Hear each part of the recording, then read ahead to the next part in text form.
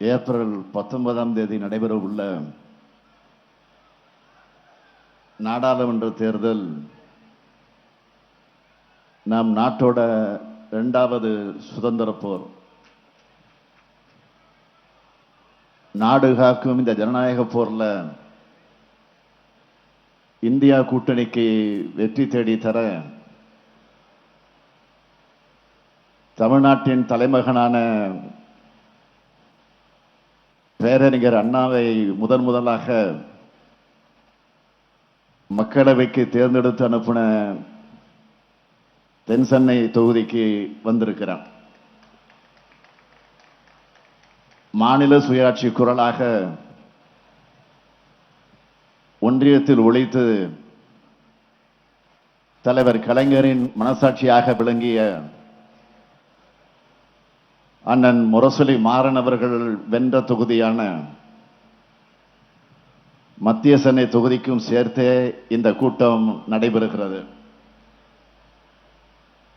தலைநகரில் தமிழ்நாட்டு மக்களுக்கு இறுதி அறைகூவல் விடுக்க கூடியிருக்கும் இந்த கூட்டத்தில் பங்கேற்றிருக்கக்கூடிய மாண்புமிகு அமைச்சர் பெருமக்கள் மாராத்தான் மாசு அவர்களை, சேகர்பாபு அவர்களை, ஆற்றல் மிகு மாவட்ட செயலாளர்கள் மயிலை வேலுவர்களை, சிற்றரசு அவர்களை, காங்கிரஸ் பேரியக்கத்தின் முன்னோடிகளில் ஒருவராக இருக்கக்கூடிய என்னுடைய அன்பிற்குரிய பீட்டர் அல்போன்ஸ் அவர்களை, மார்க்சிஸ்ட் கம்யூனிஸ்ட் கட்சியினுடைய மூத்த தலைவர் அருமை தோழர் ராமகிருஷ்ணன் அவர்களை, ஆம் ஆத்மி மாநில செயலாளர் வசீகரன் அவர்களை, நம்முடைய வேட்பாளர்கள் தயாநிதி மாறன் அவர்களை, தமிழச்சி தங்கபாண்டியன் அவர்களை, மாநிலங்களவை உறுப்பினர் வில்சன் அவர்களை, என்ஆர் இளங்கோ அவர்களை, கனிமொழி சோமு அவர்களை, மாண்புமிகு பிரியா, துணை மேயர் மகேஷ் உள்ளிட்ட உள்ளாட்சி அமைப்புகளின் பிரதிநிதிகளை, சட்டமன்ற உறுப்பினர்கள் மோகன் அவர்களை, அரவிந்த் ரமேஷ் அவர்களை, பிரபாகர் ராஜ் அவர்களை, ஜெய கருணாநிதி அவர்களே, வெற்றியழகன் அவர்களே, டாக்டர் எழிலன் அவர்களே, ஹசன் மௌலான் அவர்களே, இந்நாள் முன்னாள் உறுப்பினர்களே, ஒருங்கிணைந்த சென்னை மாவட்ட பகுதி வட்ட கிளையினுடைய நிர்வாகிகளே,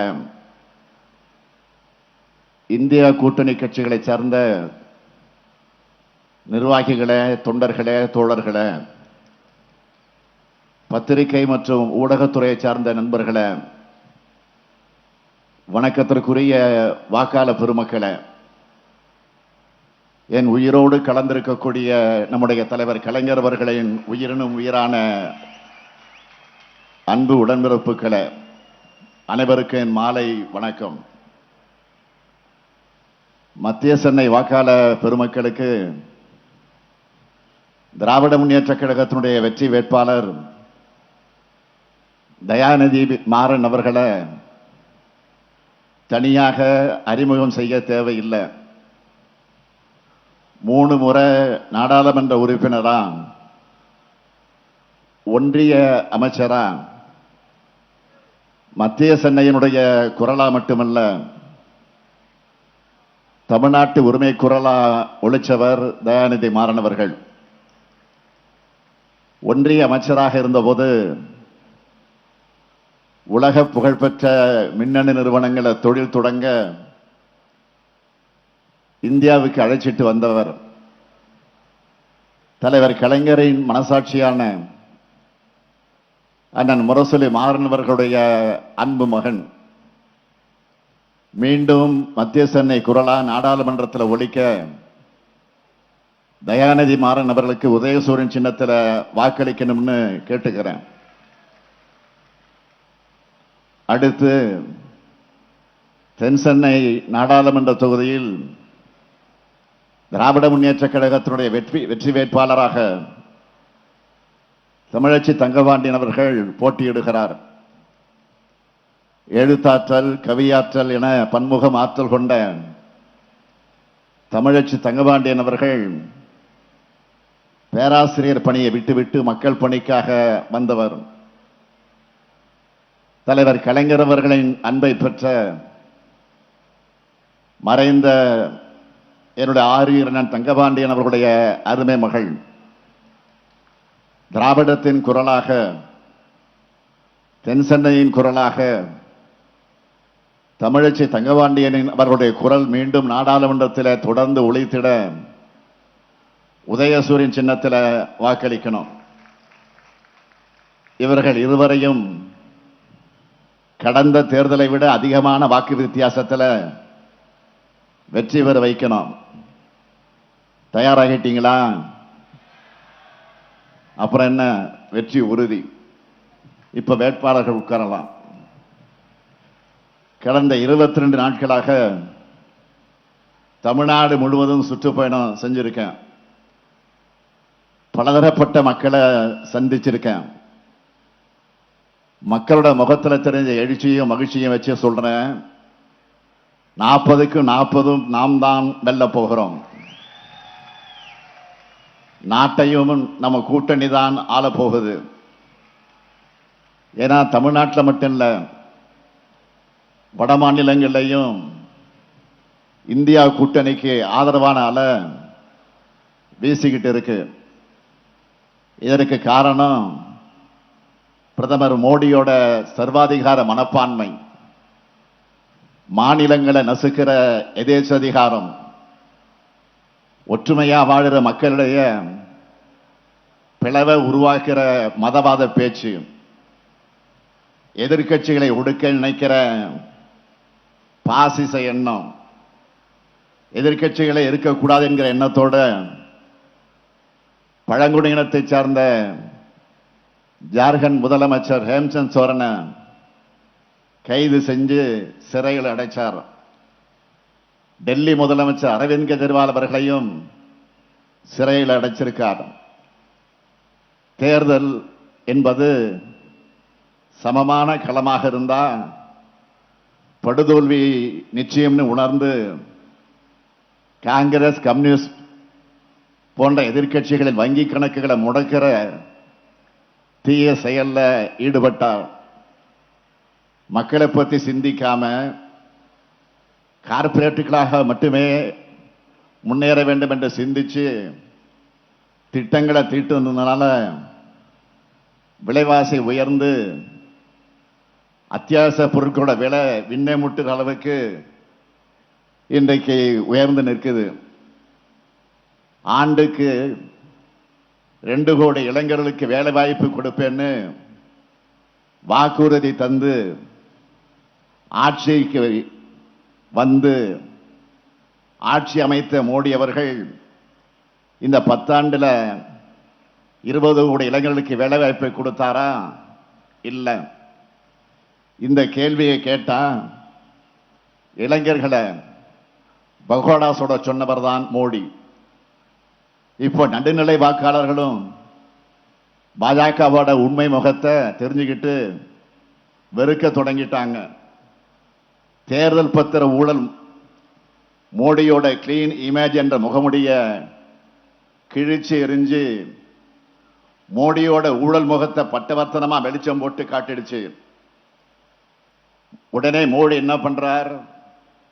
தன்னோட இமேஜை காப்பாத்திக்க தேர்தல் பத்திரம் வந்த பிறகுதான் யார் யாருக்கு நிதி கொடுக்கிறாங்க என்பது வெளிப்படையா தெரிய ஆரம்பிச்சதுன்னு வடை சுட ஆரம்பிச்சாரு. மாண்புமிகு பிரதமர் மோடி அவர்களை உச்ச நீதிமன்றம் முதல்ல லிஸ்ட் கேட்டப்போவே ஏன் தரல? தேர்தலை சந்திக்க எல்லா கட்சிகளும் தான் நிதி வாங்குறாங்க. இங்க நிதியை வாங்கினது பிரச்சனை கிடையாது. அதை எப்படி வாங்கினீங்க? இடி, ஐடி, சிபிஐன்னு உங்க கூட்டணி மாதிரி செயல்படுகிற அமைப்புகளை வச்சு தொழில் நிறுவனங்களுக்கு ரைடு போறது, அடுத்த சில நாட்கள்ல அந்த நிறுவனங்கள் இருந்து பாஜகவுக்கு தேர்தல் பத்திரம் மூலமா நிதி வாங்கிறது, பிறகு அந்த நிறுவனங்கள் மேல் நடவடிக்கைகளை நிறுத்தி வைக்கிறதுன்னு ஒரு மறைமுக சங்கிலி தொடர்பு இருக்க, அதுதான் பிரச்சனைக்குரியது. முன்னணி ஊடகங்கள் இதை பத்தி பேச மறுத்தாலும் தனிநபர் பலரும் உச்சநீதிமன்ற அழுத்தத்தால் வெளியான பட்டியல்களில் ஆய்வு செஞ்சு சில ஊடகங்கள்ல பாஜகவோட தில்லுமுள்ளுகள் அம்பலமாச்சே. இந்த நாடு எத்தனையோ பிரதமர்களை பார்த்திருக்கு, ஆனா இப்படி மோடி போல வசூல் ராஜாவை வசூல் வேட்டையில் ஈடுபட்டவரை வரலாறு பார்த்ததில்லை. கொரோனாவில் கூட வசூல் வேட்டை நடத்தினார். அதுக்கு என்ன பேர் வச்சார் தெரியுமா? PM கேர்ஸ் நிதி. எல்லோரும் நிதி உதவி பண்ணுங்கன்னு கேட்டாரு. மக்களுக்கு உதவத்தான் பிரதமர் கேட்கிறாருன்னு பலரும் அள்ளி கொடுத்தாங்க.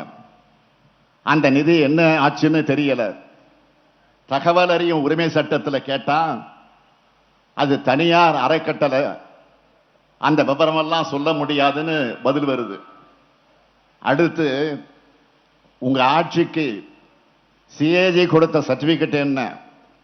7 ஸ்கீம்ஸ் 7 லைக் மெகா ஸ்கேம். இதை பத்தி ஏன் வாயை திறக்க மாட்டேங்கிறீங்க? இதை வெளியிட்ட தணிக்கைத்துறை அதிகாரிகள் 3 பேரை உடனே பணியிட மாற்றம் டிரான்ஸ்பர் செஞ்ச மர்மம் என்ன? அடுத்து ரஃபேல் ஊழல். காங்கிரஸ் ஆட்சியில ஒரு விமானத்துக்கு 526 கோடி ரூபாய்க்கு ஒப்பந்தம் போட்டாங்கன்னா பாஜக ஆட்சியில 1670 கோடி ரூபாய்க்கு வாங்கினாங்க. இதனால பயனடைஞ்சது யாரு? காங்கிரஸ் கேட்ட கேள்விக்கு இன்னைக்கு வர பிரதமர் பதில் சொல்லல. கார்பரேட்டுகளுக்கு பல ஆயிரம் கோடி ரூபாய்க்கு கடன்களை தள்ளுபடி பண்ணி கார்பரேட் முதலாளிகளுக்காக எப்படி அரசை நடத்துறீங்கன்னு அருமை சகோதரர் ராகுல் அவர்கள் நாடாளுமன்றத்தில் அடுக்கடுக்கா கேள்வி எழுப்பினப்போ பதில் சொல்லாம பர்சனலா அட்டாக் பண்ணாங்க. அது மட்டுமா, அவருடைய MP பதவியை பறிச்சாங்களே. இவ்வளவும் செஞ்சிட்டு பிரதமர் மோடி அவர்களே, நீங்கள் ஊழல் பத்தி பேசலாமா? அதனாலதான் சொன்னேன், உண்மையிலேயே ஊழலுக்கு ஒரு யூனிவர்சிட்டி கட்டி அதுக்கு ஒருத்தர் வேந்தரா நியமிக்கணும்னா அதுக்கு பொருத்தமான நபர் மோடியை விட்டா வேற யாரும் கிடையாது. ஏன்னா ஊழலை சட்டபூர்வமாக்கின சாதனையாளர் மோடி தான். அது மட்டுமா, இப்ப ஊழல்வாதிகளுக்கு கேரண்டி கொடுக்கிற made in BJP washing machine வச்சு ஊழல் கரை படிஞ்சவங்களை சுத்தப்படுத்தி இருக்காரு. என்னடா நம்ம கிட்ட வந்து சேர்ந்த உடனே வழக்க வாபஸ் ஆகுத, பச்சையா தெரியுத, எதிர்கட்சிகள் கேள்வி மேல் கேள்வி கேட்கிறாங்கள, நடுநிலையாளர்கள் நாக்கப்படுகிற மாதிரி கேட்கிறாங்களன்னு எந்த விதமான மான உணர்ச்சியும் இல்லாம திரும்ப திரும்ப அதே செயல்கள்ல பாஜக ஈடுபடுது. முன்பெல்லாம் பாஜகவோட இந்த தில்லுமுள்ளுகளை சொன்னா நம்மளை பார்த்து என்ன சொன்னாங்க? ஆன்டி இந்தியன்னு சொல்லுவாங்க. ஆனா இப்போ இந்தியா கூட்டணியை நாம் அமைச்ச உடனே அவங்களுக்கு இந்தியான்ற வார்த்தை பிடிக்காம இப்ப என்ன சொல்றாங்க? இந்தியாவுக்கு பதிலாக பாரத்னு பேரை மாத்திட்டாங்க. இப்ப ஆன்டி இந்தியன்லாம் சுத்துறது யாரு? பாஜக காரங்க தான். பாஜகவை பொறுத்தவரை அவங்க தைரியமா பேச காரணம் அவங்களுக்கு கொடுக்கிறது தான் மக்களுக்கு நியூஸ் நினைக்கிறாங்க. வேற நியூஸ் வந்தா அதை திசை திருப்ப மத உணர்வுகளை தூண்டி விட்டு மக்களை அதை பத்தி பேச வச்சு அதை அப்படியே திசை திருப்பிடுவாங்க. பிஜேபி ஒரு மாநிலத்தில் வளர அவங்க தேடுறது மத பிரச்சனைகளை தான். அப்படி அங்க பிரச்சனைகள் இல்லைன்னா எப்படி பிரச்சனையை தூண்டலாம்னு ரூம் போட்டு யோசிக்கிற கலவர கட்சி தான் பாஜக. உதாரணத்துக்கு ஒன்று சொல்றேன். நம்ம இந்தியாவில் ஒருத்தர் தான் சாமிக்கு பொறி வச்சு படைப்பார். இன்னொருத்தர் தான் கும்பிடுகிற சாமிக்கு கறி வச்சு படைப்பார். இது அவங்களுடைய வழிபாட்டு முறை, காலங்காலமாக கடைபிடிக்கப்படுகிற பண்பாடு. மோடியும் பாஜகவும் என்ன சொல்றாங்க? நீங்க இதை சாப்பிடக்கூடாது, அதை சாப்பிடக்கூடாதுன்னு சொல்றாங்க. நம்ம பாஜக கிட்ட சொல்றது, மக்கள் என்ன சாப்பிட்டாலும் நீங்க தயவு செஞ்சு அந்த சோத்துல மண்ணள்ளி மட்டும் போடாதீங்க. இப்படியெல்லாம் நம்ம பேசுறதால நம்மளை பார்த்து என்ன சொல்றாங்க? ஊழல் கட்சி, குடும்ப அரசியல்னு தேஞ்சி போன டேப் ரெக்கார்டர் மாதிரி திரும்ப திரும்ப சொல்லிக்கிட்டே இருக்காங்க. இதுக்கு பதில் சொல்லியே நாம டயர்ட் ஆகிடுவோம். ஆனா அவங்க கூட்டணியிலையும் அவங்க கட்சியிலும் இருக்கிற ஊழல்வாதிகள் வாரிசுகளுக்கு பிரதமர் மோடியே ஆதரிச்சு தேர்தல் பிரச்சார கூட்டங்கள்ல பேசுறாரு. என்ன வேடிக்கை! இன்னொரு வேடிக்கையும் பண்ணுவாரு. நிறைய பேர் ராத்திரி 12 மணிக்கு தனியா இருந்து கூட பேய் படம் பார்த்துருவாங்க. ஆனா மோடி நைட்டு டிவியில பேச போறாருன்னா பலரும் நெஞ்சு படப்படுத்துறோம் உங்களுக்கு. அந்த அளவுக்கு நாட்டு மக்கள் மன ரீதியா பயத்துக்கு ஆளாகி இருக்கக்கூடியவர் தான் பிரதமராக இருக்கக்கூடிய மோடி. திடீர்னு ஒரு நாள் இரவு டிவியில வந்தாரு. 500 ரூபாய் 1000 ரூபாய் நோட்டுகள் செல்லாதுன்னு சொன்னார். எந்த விதமான திட்டமிடுதலும் இல்லாம ஒரு திட்டத்தை கொண்டு வந்துட்டு அதுக்கு தினம் தினம் புதுசா ரூல்ஸ் போட்டாரு. கேட்டா கருப்பு பணத்தை ஒழிக்கிறேன்னு வசனம் பேசினாரு. சரின்னு மக்களும் அவரை நம்பி அவரை சொன்னதெல்லாம் செஞ்சாங்க. கருப்பு பணம் ஒழிஞ்சிடுச்சா? 99 விழுக்காடு பணம் திரும்ப வந்துட்டுதா ரிசர்வ் வங்கி சொல்லிடுச்சு. முதல்ல இந்த நடவடிக்கைய ஆதரிச்ச எல்லோரும் கொஞ்ச நாள்லே கடுமையாக விமர்சிச்சாங்கள. அதோடு விட்டாரா? புதுசா அறிமுகப்படுத்தின 2000 ரூபாய் நோட்டு செல்லாதுன்னு சில ஆண்டுக்குள்ளே அறிவிச்சார். அந்த பணமும் 97 விழுக்காடு திரும்ப வந்துடுச்சு. அப்ப கருப்பு பண ஒழிப்புன்ற மோடி மஸ்தான் வித்த எதுக்கு? அந்த பண மதிப்பு நடவடிக்கை தான் ஏழைகளின் நடுத்தர குடும்பங்கள் மேல நடத்தப்பட்ட முதல் தாக்குதல். கடுகு டப்பால சுருக்கு பையில இருந்த காசெல்லாம் இப்போ செல்லா காசு ஆயிடுச்சு. சிறு குறு நடுத்தர வியாபாரிகள் எல்லோரும் நடுத்தருவுக்கு வந்தாங்க. மோடி கிட்ட வாஷிங் மிஷின் மட்டும் இல்ல, ஒரு பூத கண்ணாடியும் இருக்கு.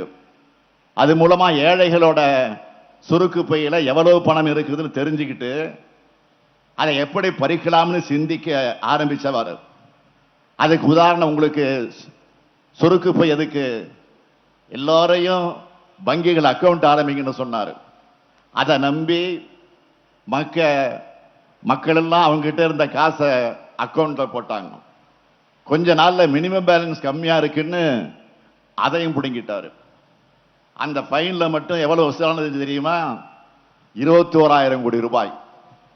தொடர்ந்து விடல. அடுத்த திரும்பவும் ஒரு நாள் இரவில் நாடாளுமன்றத்துக்கு வந்து ஜிஎஸ்டி சட்டம் போட்டாரு. குஜராத் முதலமைச்சரா இருந்தப்போ என்னோட பிணத்து மேல இருந்துதான் இந்த சட்டத்தை கொண்டு வர முடியும்னு சொல்லிட்டு அவரே பிரதமரானதும் நடுராத்திரியில கொண்டு வந்து இந்த சட்டத்தை நிறைவேற்றினார். மாநிலங்களுக்கு இருந்த எல்லா நிதி அதிகாரத்தையும் ஒன்றிய அரசுக்கு மாத்தினார். இதனால மாநிலங்கள் மட்டும் முடங்கல, மக்களும் முடங்கினாங்க. 5, 12, 18, 28 விழுக்காடுன்னு சீலிங் வச்சு வரி போட்டாங்க. இதுல இருந்து எந்த பொருளும் தப்ப முடியாது. நீங்க அன்றாடம் பயன்படுத்துற பொருட்களுக்கு எவ்வளவு ஜிஎஸ்டி கட்டுறீங்க தெரியுமா? அரிசிக்கு 5 விழுக்காடு, பருப்புக்கும் 5 விழுக்காடு, சேமியா, சர்க்கரை, மஞ்சள் மற்றும் துணிகளுக்கு 5 விழுக்காடு வரி. பெரிய ஆன்மீக காவலர்கள் மாதிரி பேசுதே பாஜக. அவங்க தான் கோவில்ல ஏத்துற சூடத்துக்கு முதல் முறையா 18 விழுக்காடு வரி போட்டாங்க. ஊதுவத்தி சாம்பிராணிக்கு 5 விழுக்காடு வரி. மெழுகுவர்த்திக்கு 12 விழுக்காடு வரி, மாணவர்களுடைய நோட்டு புத்தகங்களுக்கு 12 விழுக்காடு வரின்னு ஏழைகளுடைய பணத்தை கொள்ளையடிக்கிறாங்க. இதை பார்த்து நாம மட்டும் விமர்சிக்கல. வட மாநிலங்கள் என்ன சொல்றாங்க? ஷோலேன்னு அமிதாப் பச்சன் படத்துல வர்ற கொள்ளைக்காரன் பாத்திரம் பேரு கப்பர் சிங். அந்த கொள்ளைக்காரன் வரிதான் ஜிஎஸ்டின்னு சொல்லி கப்பர் சிங் டாக்ஸ்ன்னு விமர்சிக்கிறாங்க. அடுத்த கொஞ்ச நாள்ல கொரோனா வந்தப்போ பிரதமர் இரவுல டிவியில பேசினாரு. டிவியில பேசி என்ன சொன்னாரு? சரி, இந்த மாதிரி நேரத்தில் அவர் காமெடி பண்ண மாட்டாரு, ஏதோ மக்கள் வாழ்வாதாரத்துக்கு வழி சொல்லுவார்னு எல்லோரும் எதிர்பார்த்தாங்க. ஆனா என்ன சொன்னாரு ஞாபகம் இருக்கா? மொட்டை மாடைக்கு வந்து மணி அடிங்க, கை தட்டுங்க, விளக்கு பிடிங்கன்னு சொல்லிட்டு போயிட்டாரு. வேலையும் உணவும் இல்லாம தவிச்ச தொழிலாளிங்க ரயில்ல ஊருக்கு திரும்ப போக முடியாம காசு இல்லாம பல நூறு கிலோமீட்டர் நடந்து தங்களோட சொந்த ஊருக்கு போனாங்க. அப்போ ரயில் பாதையில் நடந்து போனவங்க கிளப்புல தண்டவாளத்திலே படுத்து தூங்க. அப்போ ரயில் ஏறி 16 பேர் பரிதாபமாக உயிரிழந்தாருங்க. இப்படி கொரோனாவால நாட்டு மக்கள் அவஸ்தைப்பட்டப்போ கூட அந்த நேரத்தில் தனக்கான விளம்பர வாய்ப்பா பார்த்தவர் தான் பிரதமர் மோடி. அடுத்து என்ன சொன்னாரு? நான் ரெவடி கலாச்சாரம் ஒழிக்க போறேன்னாரு. சரி, இங்க தமிழ்நாட்டில் பாஜகவை சேர்ந்த ரவுடிகளை தான் ஒழிக்க போறாருன்னு பார்த்தோம். ஆனா இலவசமா நம்ம வழங்குகிற மக்கள் நல திட்டங்களை ஒழிக்க பார்த்தாரு. நாம தமிழ்நாட்டை வளர்க்க செஞ்சிருக்கக்கூடிய மக்கள் நல திட்டங்களை இலவச திட்டங்கள்னு குறுகிய பார்வையோடு பார்த்த பிரதமர் தான் மோடி அவர்கள். அதே சமயம் இன்னொரு பக்கம் கார்பரேட்டுகளுக்கு வரிச்சலுகை அள்ளி கொடுத்தாரு. அது மட்டுமல்ல, ரயில்வேல மூத்த குடிமக்களுக்கு 50 விழுக்காடு இருந்த கட்டண சலுகையும் எடுத்துட்டார். அதாவது மக்களுடைய வறுமையிலும் ஏழாமையிலும் கூட லாபம் பார்க்கணும்னு நினைக்கிறவர் தான் மோடி இருக்காரு. இந்த லட்சணத்தில் தன்னோட 10 ஆண்டு கால ஆட்சி வெறும் ட்ரெய்லர் தான் பஞ்ச் டைலாக் வேற பேசுறாரு. பிரதமர் மோடி அவர்களே, உங்களோட ட்ரெய்லரே இப்படி கர்ண கொடூரமா இருக்க, உங்க படம் ஓடுன்னு நினைக்கிறீங்களா? கண்டிப்பா படம் ரிலீஸ் ஆக போறதே இல்லை. இன்னொன்னு சொல்றாரு, 10 ஆண்டு ஆட்சி வெறும் சூப்பு மட்டும்தான், விருந்து தயாரிட்டு இருக்கான்.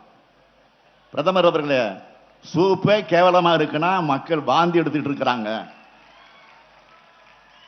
விருந்துக்கெல்லாம் வரமாட்டாங்க. இதையெல்லாம் பேசி தனக்கு 3வது முறையா ஒரு வாய்ப்பை கொடுங்கன்னு பிரதமர் கேட்டுட்டு வராரு. மோடிக்கு 3வது முறை வாய்ப்பு என்பது இந்த நாட்டு மக்கள் தங்களுடைய தலையிட தாங்களே மண்ணெல்லை போட்டுக் கொள்வதற்கு சமம்.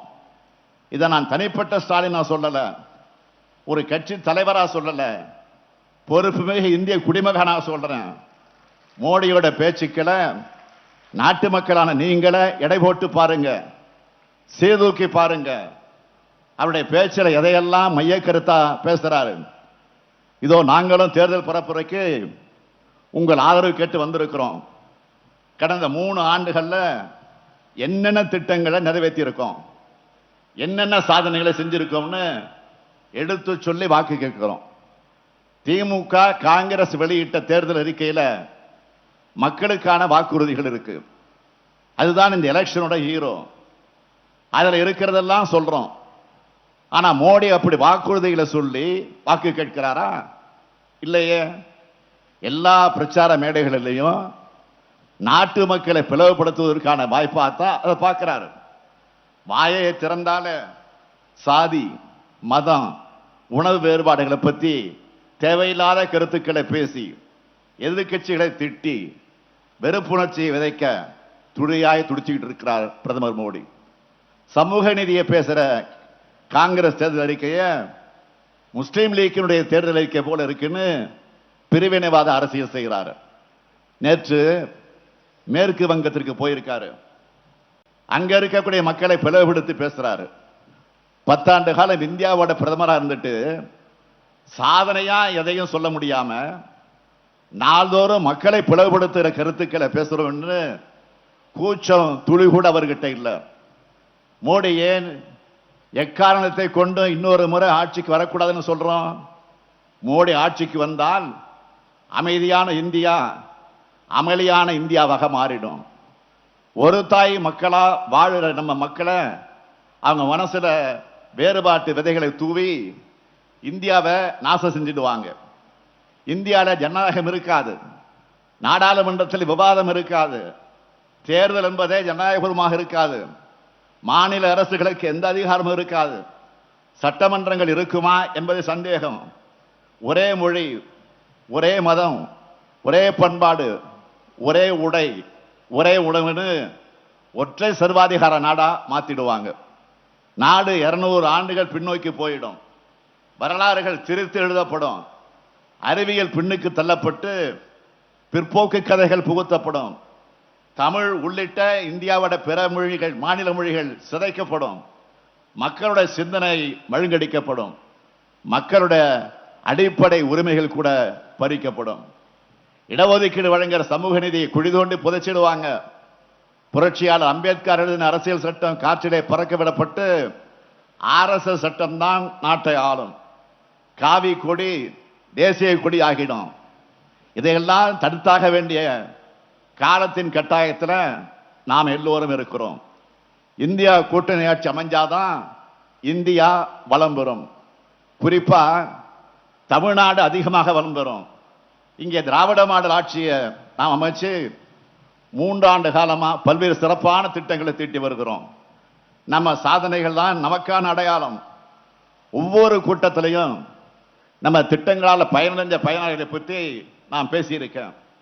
பயனாளிகள் சொன்ன ஒவ்வொரு வார்த்தையும் அவங்க உதட்டிலிருந்து மனசிலிருந்து வந்தது. அதை சொல்றப்போ அவங்க முகத்தில் நான் பார்த்த மகிழ்ச்சியை தான் என்னுடைய வாழ்நாள் பேராக நான் கருதுகிறேன். நான் பொது வாழ்க்கைக்கு வந்து 60 வருஷத்துக்கு மேல ஆச்சு. எவ்வளவோ சோதனைகளை வேதனையை சந்திச்சுதான் இந்த இடத்துல நிற்கிறேன். முத்துவேல் கருணாநிதி ஸ்டாலின் ஆகிய நான் பொறுப்பேற்றுக்க காரணம் என் உயிரோடு கலந்திருக்கக்கூடிய உடன்பிறப்புக்கான நீங்களும் தமிழ்நாட்டு மக்களும் தான். தமிழ்நாட்டோட வரலாற்றை எழுதும் பொழுது அதில் எனக்கும் ஒரு இடம் இருக்கும். ஸ்டாலின் முதலமைச்சராக இருந்தபோதுதான் தமிழ்நாட்டில் 1,15,00,000 மகளிர் அவங்க அண்ணன் தாய் வீட்டு சீர் கொடுத்த மாதிரி மாசம் மாசம் 1000 ரூபாய் வாங்கினாங்க. அதே மாதிரி குழந்தைங்க பசியார காலையிலே சாப்பிட்டு படிக்க முதலமைச்சர் காலை உணவு திட்டம் என்ற பேர்ல 14 லட்சம் குழந்தைகள் வயிறார சாப்பிட்டு போறாங்க. ஆட்சிக்கு வந்து அடுத்த நாள்ல இருந்து தமிழ்நாட்டில் மகளிர் சுதந்திரமா கட்டணமில்லா விடியல் பயண திட்டத்தில் அவங்க பயணம் செய்யறாங்க. ஏழ்மையான சூழல்ல அரசு பள்ளியில படிச்சு கல்லூரிக்கு வந்து 4,81,075 பெண் பிள்ளைகளுக்கு புதுமை பெண் திட்டத்தில் மாசம் 1000 ரூபாய் தந்தாரு. கஷ்டப்படுறவங்க வீட்டுக்கே போய் மருத்துவம் பார்க்கிற மக்களை தேடி மருத்துவம் திட்டத்தை செஞ்சாரு. இன்னுயிர் காப்போம் நம்மை காக்க 48 திட்டம் மூலமா பல லட்சம் உயிர்களை காப்பாற்றினாரு. இப்படி அந்த வரலாற்றில் இன்னும் பல திட்டங்கள் இடம்பெற நமக்கு ஏற்ற ஒன்றிய அரசு வரணும். அதனாலதான் தேர்தல் அறிவிச்சதும் சொன்னேன், 40 தொகுதிகளிலையும் இந்த ஸ்டாலின் தான் வேட்பாளர். திராவிட மாடல் அரசுல நம்மோட சாதனைகள் ஒவ்வொரு குடும்பத்தையும் ஒவ்வொரு தனிநபர்களையும் சென்றடையும் பார்த்து பார்த்து செயலாற்றி இருக்கோம். மகளிர், மாணவர்கள், முதியோர், இளைஞர்கள், சிறுபான்மையினர், சமூக நீதியின் எல்லா தளங்களையும் நம்மோட திட்டங்களை செயல்படுத்திக்கிட்டு இருக்கோம். 3 ஆண்டு கால ஆட்சிக்கே இப்படி பட்டியல் போடுறோம். 10 ஆண்டு கால பாஜக ஆட்சியில தமிழ்நாட்டுக்கு ஒரு சிறப்பு திட்டம் உண்டா? ஏன் செய்யலன்னு அமர கொஞ்சம் யோசிச்சு பாருங்க. ஓட்டு போடுற முதல் தலைமுறையும் சிந்திச்சு பாருங்க. பாஜக திரும்ப வந்தா அடுத்தடுத்து வரும் நம்ம தலைமுறைகள் ஒற்றுமையா வாழ வழி இல்லாத நாடா இந்தியா மாறிடுன்னு எச்சரிக்கையாகவே சொல்கிறேன். இதையெல்லாம் நான் சொல்றேன்னா பல 100 ஆண்டுகள் அந்நிய ஏகாதிபத்தியத்திலேயும் பல ஆயிரம் ஆண்டுகள் சமூக ரீதியாகவும் அடிமைப்பட்டு கிடந்த நம்ம நாடு பல்வேறு தலைவர்களோட தியாகங்களாலும் பல்வேறு சமூக சீர்திருத்தங்களாலும் கடந்த 75 ஆண்டுகளாக நிமிர்ந்து உட்கார்ந்திருக்கு. நாம் பெற்ற சுதந்திரமும் நம்முடைய அரசியல் சட்டம் வழங்கியிருக்கக்கூடிய உரிமைகளும் நம்ம கண் முன்னாடிய பாஜக எனும் தேசவிரோத சக்தியால் அழிவு பாதைக்கு கொண்டு செல்லப்படுவதை நாம் அனுமதிக்க கூடாது. போட்டோஷாப்ல கட்டமைப்பிக்கப்பட்ட குஜராத் மாடு அம்பலப்பட்டு இன்னைக்கு திராவிட மாடல் என்பது இந்தியா பின்பற்ற வேண்டிய மாடலா மாறி இருக்கு. அதை பார்த்து பொறுத்துக்க முடியாம பழனிசாமி எப்படியெல்லாம் புலம்பிட்டு சுத்துறாரு. நடக்கிறது இந்தியாவை யார் ஆளணும் என்பதற்கான நாடாளுமன்ற தேர்தல். இந்தியா கூட்டணி தான் ஆளுன்னு நாம சொல்றோம். ஆனா அதிமுகவையும் பழனிசாமியும் கேட்டா யார் ஆளணும்னு சொல்லாம, யார் ஆளக்கூடாதுன்னு சொல்லாம, யார் தான் உண்மையான எதிரினே தெரியாம, எதுக்காக தேர்தலில் நிற்கிறோம்ங்கிற தெளிவே இல்லாம பி டீமா பாஜகவுக்கு ஆதாயம் தேடி தரக்கூடிய களத்துக்கு வந்திருக்கிறார் பழனிசாமி. ஒரு பக்கம் கூட்டணி முறிஞ்சிருச்சுன்னு சொல்றாரு, இன்னொரு பக்கம் பாஜகவை எதிர்க்க முடியாது, அது கூட்டணி தர்மம்னு சொல்றாரு. அதிமுக ஆளுங்கட்சியா இருந்தப்போ எதிர்கட்சிகள் பாஜகவை அரசியலுக்காக எதிர்க்கிறாங்கன்னு சொன்னார். இப்போ மக்களால் ஓரங்கட்ட பிறகு எதிர்கட்சியான நாங்க ஏன் பாஜக எதிர்க்கணும்னு அரசியல் தத்துவ மேதைகள் மயங்கி விடுற மாதிரி புது புது தத்துவங்களா பேசுறாரு. இப்படிப்பட்ட பழனிசாமி தமிழ்நாட்டுக்கு மட்டும் துரோகம் செஞ்சவர் இல்ல, தன்னை சுத்தி இருக்கக்கூடிய அத்தனை பேர் முதுகலையும் குத்துனவர். சசிகலா, தினகரன், பன்னீர்செல்வம், அந்த பட்டியல் நீண்டது. பழனிசாமியை மக்கள் துரோகசாமியாகத்தான் பார்க்கிறாங்க. பெரிய மெகா சீரியல் மாதிரி இதுல இப்ப யார் யாருக்கு நண்பன், யாருக்கு யார் எதிரி, யாருக்கு யார் துரோகி, இதுக்கு பதில் என்ன தெரியுமா? இவங்க ஒட்டுமொத்தமா தமிழ்நாட்டுக்கும் தமிழ்நாட்டு மக்களுக்கும் ஏன் ஒட்டுமொத்த இந்திய மக்களுக்குமே எதிரிகள். பழனிசாமியால் ஒருபோதும் பிரதமர் மோடியையோ அமித்ஷாவையோ ஆளுநரையோ விமர்சிக்க மாட்டார். ஏன்னா எஜமான விசுவாசம், பதவி சுகத்துக்காகவும் ஊழல் வழக்குகளிலிருந்து தப்பிக்கவும் பாஜகவோட அத்தனை மக்கள் திட்டங்களையும் ஆதரிச்சவர் பழனிசாமி. ஆட்சியில் இருக்கிறப்போ வச்ச கூட்டணிய இப்பவும் ரகசியமா தொடர்ந்துகிட்டு இருக்கார். பாஜக எதிர்க்க துணிவு வேண்டும், முதுகெலும்பு வேண்டும். ரெண்டும் பழனிசாமி கிட்ட கிடையாது. பழனிசாமியுடைய ஊழல் குடுமி பாஜக கையில் இருக்கு. அதிமுகவோட ஊழல் என்பது கன்னித்தீவு கதை மாதிரி போயிட்டே இருக்கும். தமிழ்நாட்டை வஞ்சித்த பாஜக, தமிழ்நாட்டை பாழ்படுத்தும் அதிமுக என்ற இந்த துரோக கூட்டணியை ஒரு சேர வீழ்த்துங்கள். தமிழ்நாட்டின் முன்னேற்றத்திற்கு துணை நிற்க போக இந்தியா கூட்டணியினுடைய ஒன்றிய அரசை ஆட்சியில் அமர்த்துங்கள். அதற்கு மத்திய சென்னை வாக்காளர் பெருமக்கள் தயாநிதி மாறனுக்கும், தென் சென்னை வாக்காளர் பெருமக்கள் தமிழச்சி தங்கவாண்டியனுக்கும் உதயசூரியன் சின்னத்தில் வாக்களிக்கணும் நான் கேட்டுக்கிறேன். இன்று நாடாளுமன்ற தேர்தல் பரப்புரையோட நிறைவு நாள். இந்தியாவில் ஜனநாயகத்திற்கு நெருக்கடி ஏற்பட்ட போதெல்லாம் தெற்கிலிருந்து உதித்த சூரியனா புதிய வெளிச்சத்துடன் இந்திய அரசுக்கு வழிகாட்டியவர் நம்முடைய முத்தமிழறிஞர் தலைவர் கலைஞர் அவர்கள். அந்த கலைஞருடைய நூற்றாண்டு நிறைவு இது. அவருடைய நூற்றாண்டுக்கு தலை சிறந்த பரிசா நாம கொடுக்கக்கூடியது தமிழ்நாட்டில் 40க்கு 40 வென்றோம், ஒன்றியத்தில் இந்தியா கூட்டணி ஆட்சியை அமைச்சோம் என்பதுதான் அந்த பரிசு. அந்த பரிசை வருகிற ஜூன் 4ஆம் தேதி தலைவர் கலைஞருடைய உடன்பிறப்புகளான நாம் கொடுப்போமா? தமிழ்நாட்டு வாக்காளர் பெருமக்கள் அனைவரிடமும் உங்களின் ஒருவனாக உங்கள் ஸ்டாலின், முத்துவேல் கருணாநிதி ஸ்டாலின், இந்த ஸ்டாலின் கேட்டுக்கொள்வது இந்தியாவின் வரலாறு தெற்கிலிருந்துதான் எழுதப்பட வேண்டும் என்று நான் அடிக்கடி சொல்வதுண்டு. இம்முறை இந்தியாவின் வெற்றி கணக்க தமிழ்நாட்டில் தொடங்கி எழுத இந்தியா கூட்டணி வேட்பாளர்களுக்கு வாக்களியுங்கள்னு உங்கள் அனைவரையும் இருகரங்குப்பி வேண்டி கேட்டுக்கொள்கிறேன். உங்கள் வாக்கு பாசிசத்தை வீழ்த்தட்டும், இந்தியாவை காக்கட்டும். உங்கள் வாக்கு தமிழ்நாட்டை காக்கட்டும், எதிர்கால தலைமுறையை காக்கட்டும். வாழ்க தமிழ்நாடு, வெல்க இந்தியா. 40ம் நமதே, நாடும் நமதே. 40ம் நமதே, நாடும் நமதே. சொல்லுங்க, 40ம் நமதே, 40ம் நமதே, நாடும் நமதே. நாடும் நமதே. நன்றி, வணக்கம்.